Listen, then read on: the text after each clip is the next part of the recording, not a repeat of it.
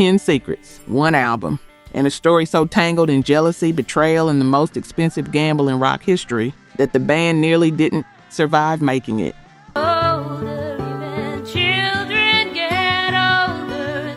This is the truth behind Fleetwood Mac's most controversial record. And by the time we get to number 1, you're going to hear that album completely differently.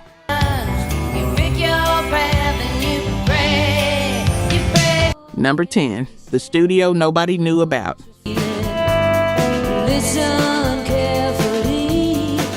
Here's something that changes how you hear the whole album. During the early sessions, producer Ken Kyatt floated an idea to the label.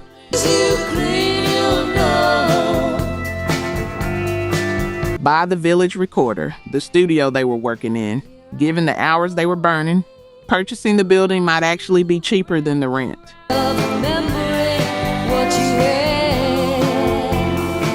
Warner Brothers said no.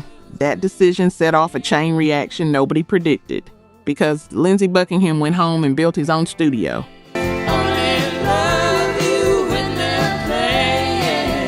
A 24-track setup in his house. And once he had it, the rules changed completely.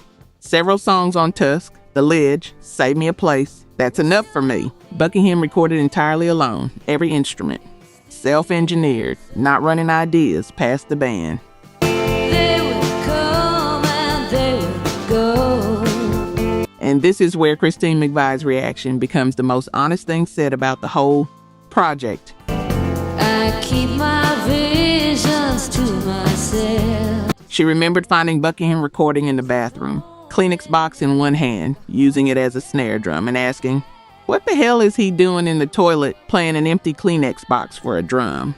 And they will go. She told The Guardian this with exactly that expression on her face years later, still bewildered.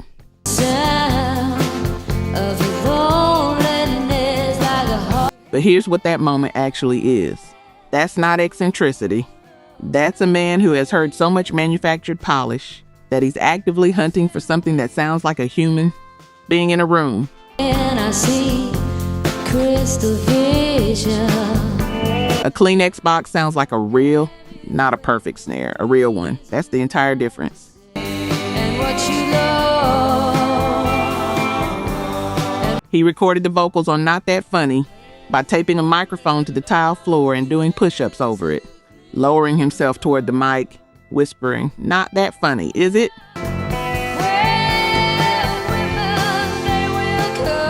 The weirdness wasn't the point, the humanity was. John McVie, for his part, heard the direction things were heading and reportedly stormed off to his yacht, which is a very specific and very understandable response to a Kleenex box snare.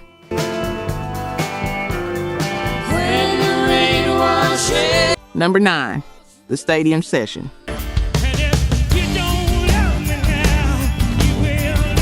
Here's a question. If you're making the follow-up to the best-selling rock album of the decade and you need a title, track, what's the most unexpected thing you could put on it?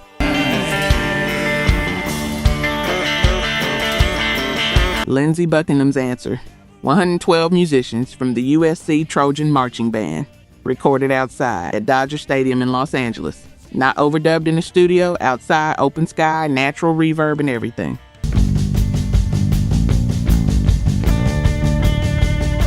The song Tusk started as a riff, a soundcheck warm-up Buckingham used before sessions. Mick Fleetwood heard it and told him to build a track around it, and Buckingham did.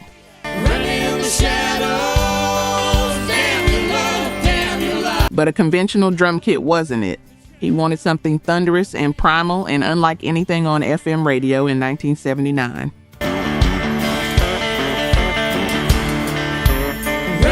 So they drove the marching band to Dodger Stadium and recorded them outdoors.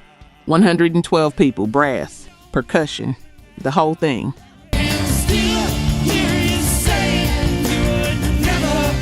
That element alone cost approximately $50,000 for a single song on an album with a budget already spiraling past $1 million.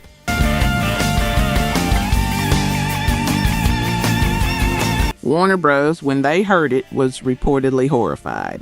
The finished song is 3.5 minutes of something that sounds like a parade, crossing paths with a nervous breakdown.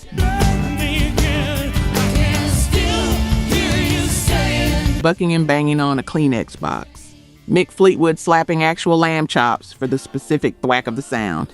A leg of lamb being hit with a spatula.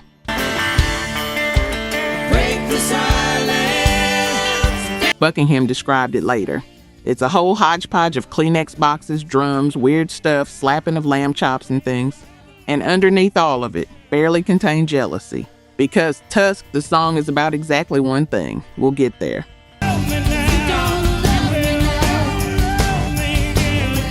What I'll tell you right now is that when Warner Brothers first heard Tusk as the lead single off the most expensive album they'd ever funded, they looked at each other and didn't say a word, which was worse than saying something.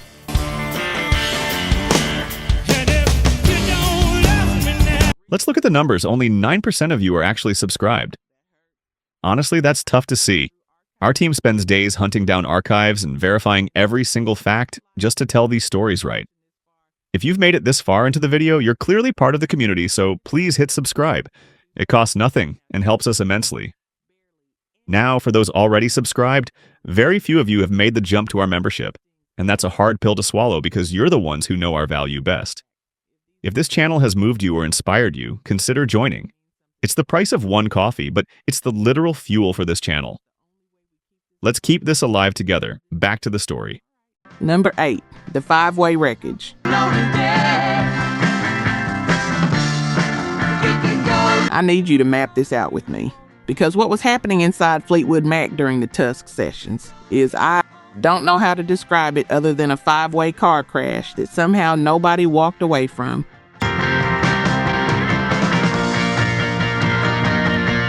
Start with Stevie Nicks. She and Lindsey Buckingham had broken up during rumors. Everyone knows that. But during the Tusk sessions, Stevie was in a relationship with Don Henley of the Eagles, which was fraying. Touring schedules, loneliness.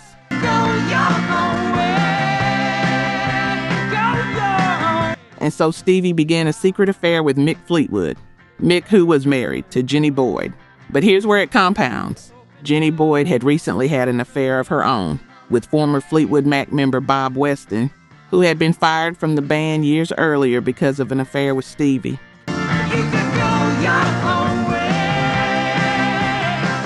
You've got a circle of betrayal and old wounds and new ones, all happening simultaneously. Meanwhile, Christine McVie, who had her own divorce from bassist John McVie already behind her, was now dating Dennis Wilson of the Beach Boys.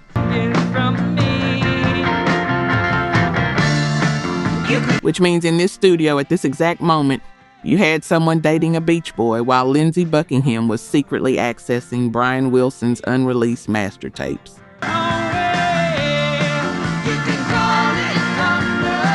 Music history is sometimes stranger than anything you could make up. And cocaine. Everyone mentions the cocaine.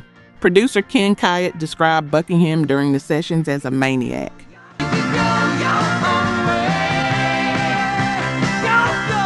During the rumors period, there was reportedly a large black velvet bag of cocaine kept under the mixing desk, available to anyone at any moment. By Tusk, the substances were no less present and the emotional wounds were significantly deeper.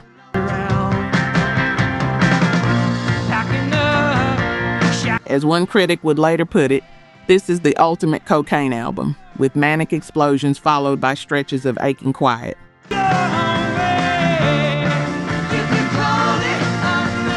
If you've ever tried to make something real with people you love and people you've hurt and people who've hurt you, all in the same room, all at the same time, you know the specific electricity that comes from that.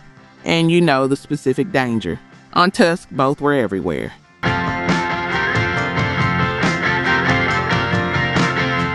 Number 7, the name Stevie hated.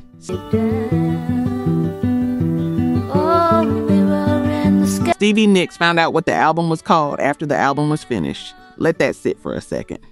The title Tusk was a reference to Mick Fleetwood's private anatomy, a crude nickname, a studio joke.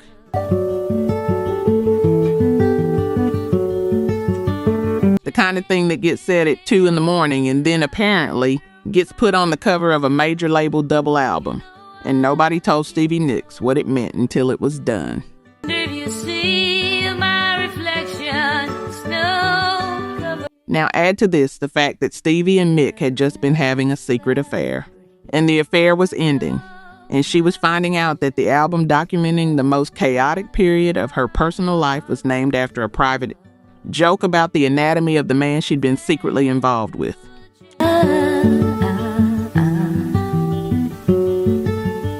Stevie Nicks has been diplomatically uncomfortable about this for decades, described being horrified.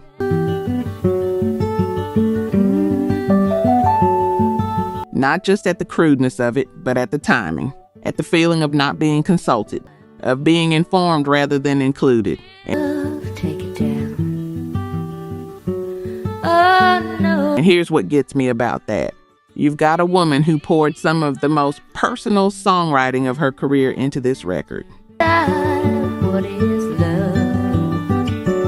Can the Songs that covered her broken relationship with Buckingham, her complicated feelings for Mick, grief she was still working through.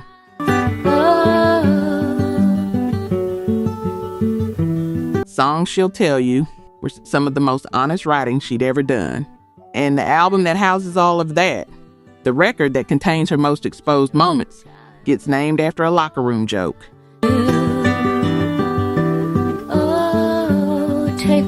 She said she would have named it differently.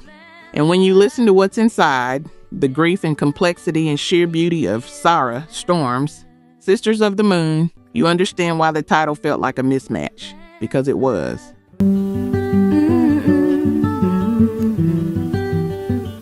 I'll let you decide whether that was careless or calculated. Some people in this band had more layers than they ever let on. Can I sail through the changing ocean? Number 6, The 14-Minute Secret.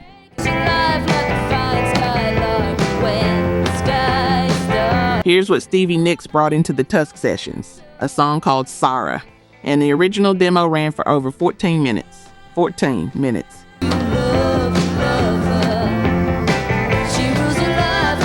Lindsey Buckingham cut it by 8, down to just over 6, which is what ended up on the album. And even in that form, it's one of the most mysterious, layered pieces of songwriting she ever recorded.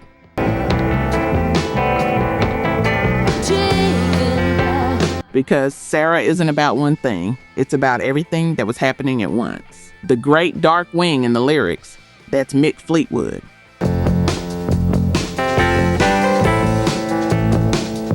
A reference to his loud red Ferrari, the way Stevie and her friend Sarah used to describe him when he'd drive up. Her friend Sarah, that's Sarah Recor, who was there the night Stevie wrote the song.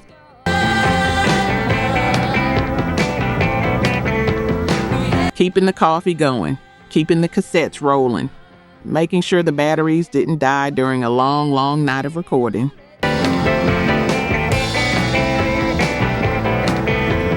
And here's where it becomes painful.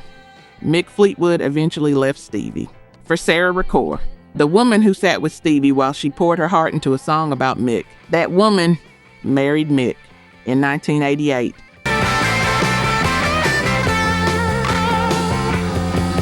And the name Sarah in the title was already layered over both of them before the record was even released. The song was also written in the shadow of her relationship with Don Henley.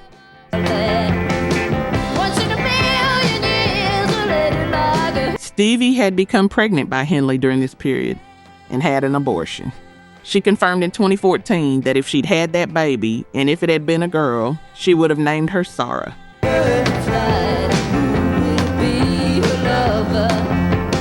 Don Henley revealed the pregnancy in a 1991 GQ interview without her permission. Her response: he blew it on the fact that I had an abortion.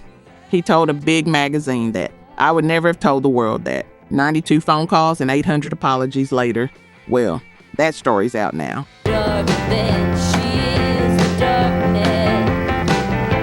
The version of Sarah you've heard on the radio reached number 7 in the United States. And almost nobody who loved it knew what they were actually listening to.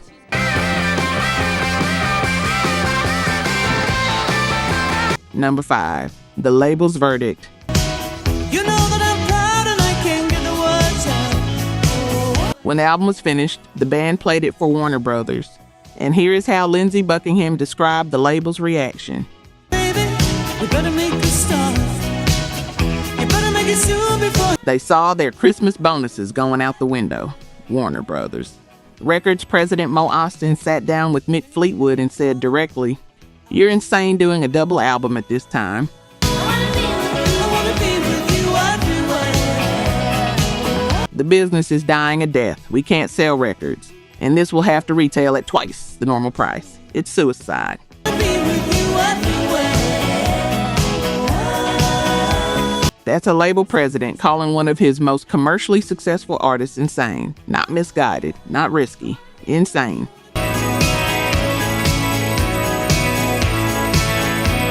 Here's the math that terrified them. Over $1 million in production, reportedly closer to $1.4 million. I wanna be with you everywhere. A double album at twice the retail price.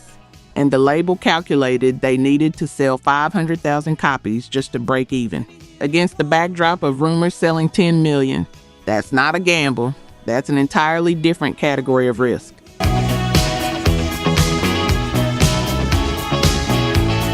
But the band had something most artists in that position don't have. So much leverage from rumors that Warner Brothers couldn't actually stop them. They were trapped. You know that I'm falling and I don't know what to say. Walking away from a Fleetwood Mac album in 1979 would have been a career-ending decision for whoever made the call. So Austin said his piece, and then he released the album. I speak a little louder, I'll even shout. The most expensive rock record ever made at that time, at double the normal price, in an era when the music industry was genuinely contracting, sounding almost nothing like its predecessor.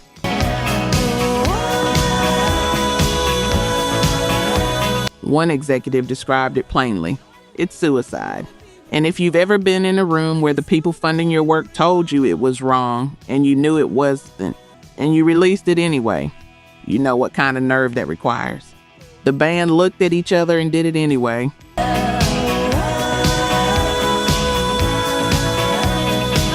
Number 4, the bootleg before the release.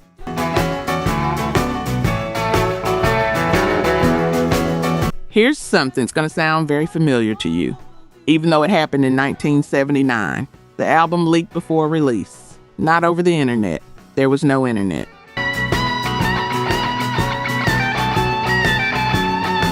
But a radio station got hold of Tusk and played the entire double album on the air. All 20 songs. All 73 minutes before it was available in stores.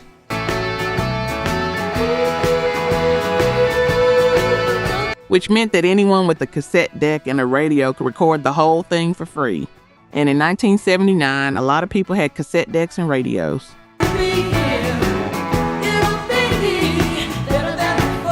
The album went on sale at a price that, adjusted for today's money, was around $55.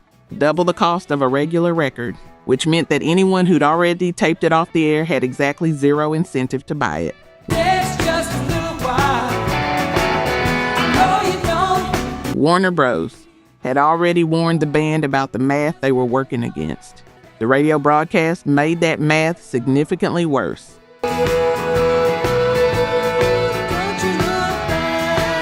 The label had expected another 10 million copies, the standard for what a successful Fleetwood Mac album looked like after rumors.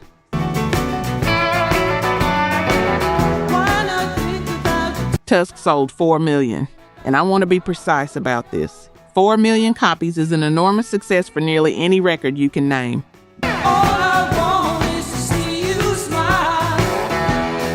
But against rumors, against the expectations built into Warner Brothers' entire financial year, 4 million was treated like a disaster. The critical response was equally divided. Some called it fragmented, lazy, self-indulgent. Others called it visionary.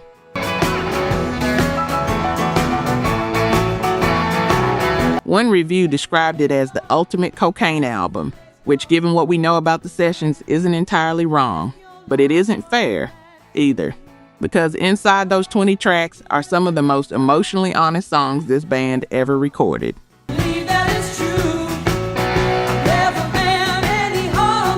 Tusk eventually went double platinum. It was included in the 1001 albums you must hear before you die. NME ranked it in their 500 greatest albums list.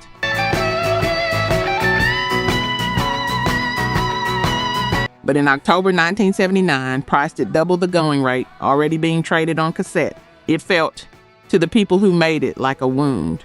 It's just a little while. No, you don't. Number 3. What Tusk the song is actually about. Lord, baby. There's a version of the story where Tusk is just an experimental song. Weird percussion, marching band, post-punk energy, a complete left turn from everything Fleetwood Mac had done before.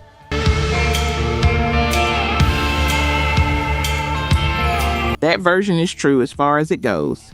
It doesn't go far enough. Tusk was written by Lindsey Buckingham.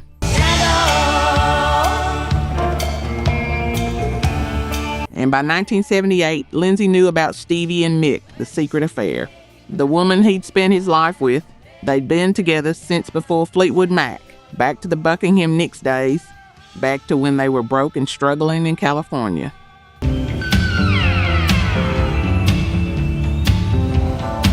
That woman was now sleeping with his drummer. Listen to the song again with that in mind. The teeth-clenched delivery, the manic percussion, the repetition at the core of it, cycling and cycling like a thought you can't shut off. When you say, heartless jealous. This is not a band having fun. This is one man barely holding something together. One writer described Tusk, the song, as pure, uncut, simmering romantic jealousy set to music. You know how, pick up the pieces and go home. And when you know what was happening in those rooms every day, Stevie and Mick, Lindsey in the Saints building, all of them making the record together, that description becomes the most accurate thing written about the album.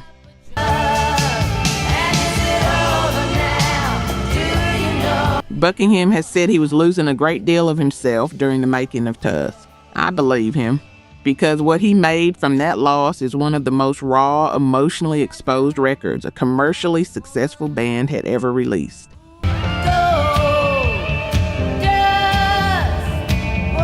He could have bottled it, could have made rumors too and cashed the check and protected himself.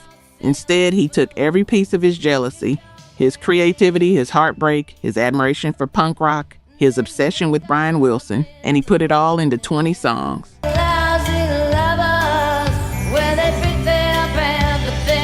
And he put a 112-piece marching band on the title track, because the title track is a scream dressed in avant pop and brass and found percussion and Kleenex boxes and lamb chops.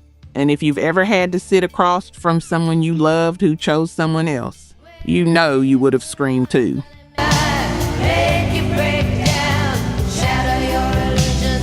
Number 2, the legacy he paid for. I never did believe. Here's what nobody was willing to say in 1979. Tusk was ahead of its time. The fractured structure.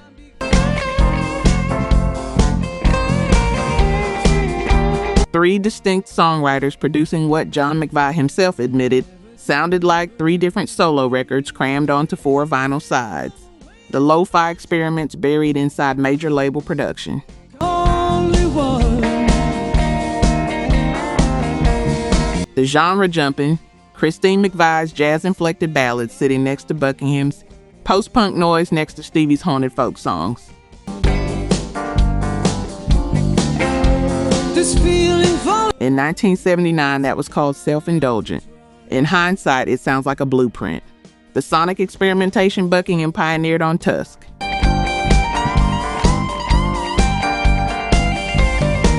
The home recording, the found object percussion, the deliberate imperfection became standard practice in the decade that followed. you make loving fun. The records that defined the 1980s were built on the same ideas Buckingham was chasing in that studio in 1978. He just got there first, and the world wasn't ready to credit him for it.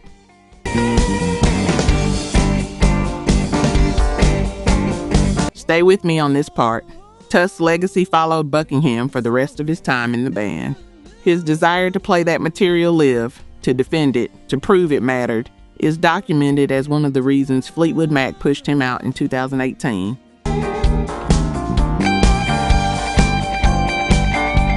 Nearly 40 years after the album was released, Buckingham's relationship to it was still causing friction with his bandmates.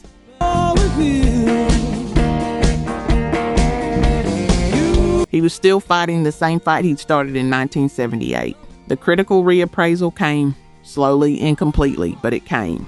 NME's 500 Greatest Albums list. 1001 albums you must hear before you die. Retrospective pieces calling it visionary, prescient. Must be wherever I go. The album the band couldn't afford to make and couldn't afford not to. 4 million copies sold, despite the piracy, despite the double price, despite the label's fears. I don't have to tell you, but you're the Relative to rumors, the industry called it a disappointment. Compared to almost anything else, it's a massive commercial success. But Buckingham didn't make Tusk to match rumors. He made it to survive it.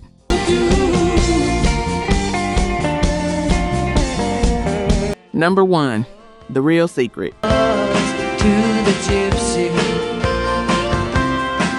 Here's what the label never understood. What the critics who called it indulgent never understood. What even some of his bandmates may never have fully understood. To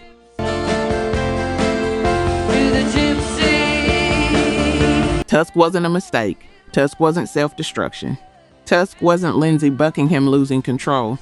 Tusk was Lindsey Buckingham keeping it. For you now. You see your gypsy. Think about what he carried into those sessions.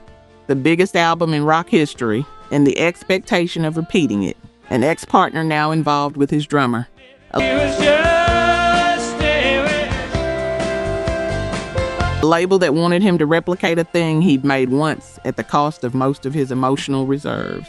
An industry in Britain calling him a dinosaur to his face. Creative restlessness with no conventional outlet inside the most commercially successful band in the world.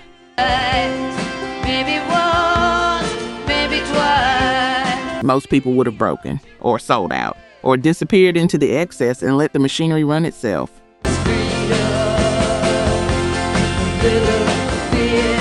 Some people in that band did exactly that. Lindsey Buckingham made an album.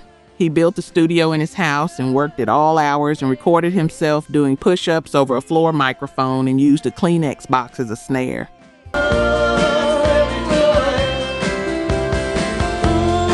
Drummond hired 112 musicians to play outdoors at a baseball stadium and spent $1 million of Warner Brothers money and refused to make rumors too. Back to the gypsy that I was. When his label president told him he was insane, he nodded and released it anyway. The secret behind Fleetwood Mac's most controversial record is this: it wasn't controversial because it failed.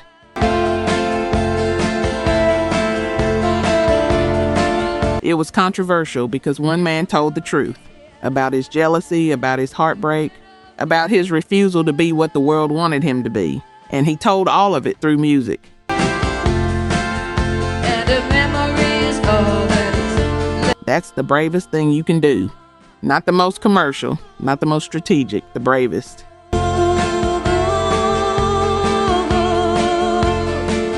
Tusk sold 4 million copies and got called a disappointment. It got played in full on the radio and bootlegged before anyone could buy it.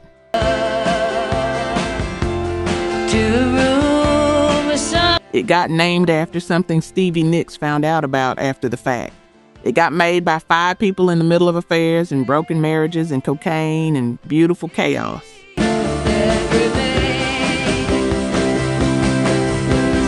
And Stevie Nicks put some of the most personal writing of her career into it, not knowing what the cover was going to say.